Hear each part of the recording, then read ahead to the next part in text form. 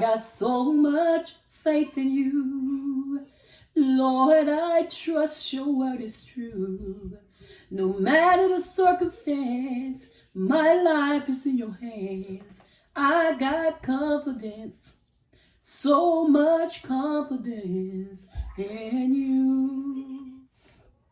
Welcome everyone back to another segment with Simply Sarah. And today I want to talk about husbands and wives and how Christ intertwines within that marriage. Glory to God. Over in Ephesians 5:29, it says, "For no man ever hates his own body, but nourish and cherish, as Christ does the church." 30 says, "Because we are members of one body.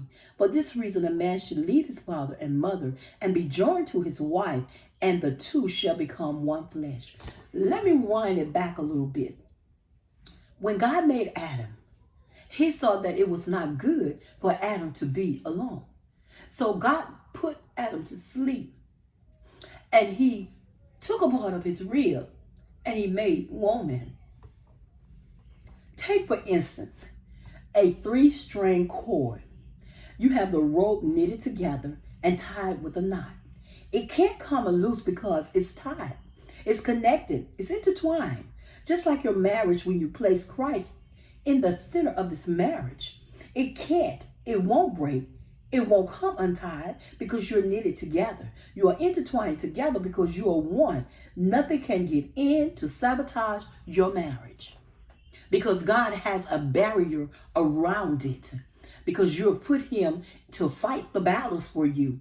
You have put him in the middle of it to fight everything that tries to come and penetrate it.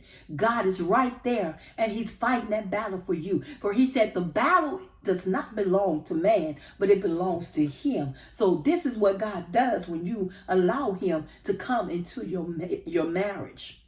How should a husband treat his wife? Well, a man ought to love their wives as their own bodies. He that loveth his wife loveth himself. For no man ever yet hated his own flesh, but nourished and cherished it, even as the Lord the church. For we are members of his body, of his flesh, and of his bone. Remember, Adam said, "Flesh of my flesh and bone of my bone." So what does God say about the wife? 1 Peter 3:7 says, "In the same way, your husband must give honor to your wife. Treat your wife with understanding as you live together. She may be weaker than you are, but she is equal." What makes a good wife according to the Bible?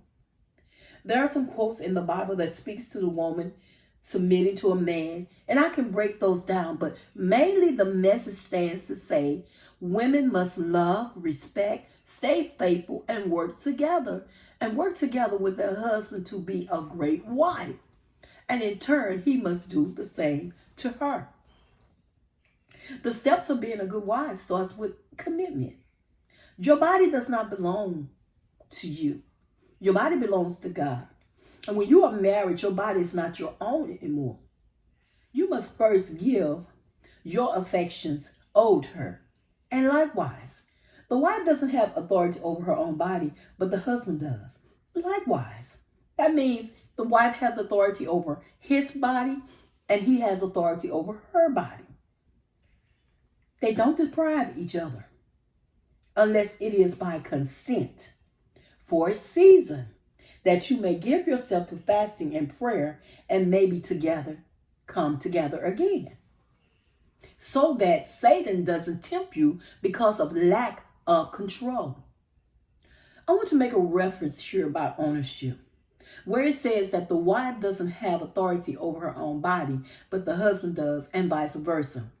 I don't think that it is saying that the husband can make love to his wife whenever he wants, regardless of consent.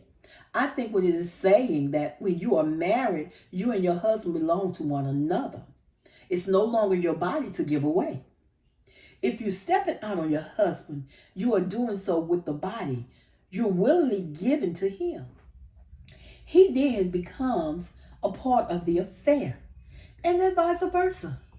If the man steps out on the wife, she becomes a part of that affair. Because remember, they became one when they married. I believe where there is a long stretch of lacking in a relationship, it should be a mutual decision. And if it is not, it should be discussed between you and your spouse. Not your mama, not your daddy, not your sister, brother, children, or even your best friend. Remember that God is the center of your marriage. Take it to Him in prayer. That is the only way that this marriage is going to be able to withstand the storms of life. This is the end of my segment. Thank you all for tuning in. I appreciate you coming by, and have a blessed day.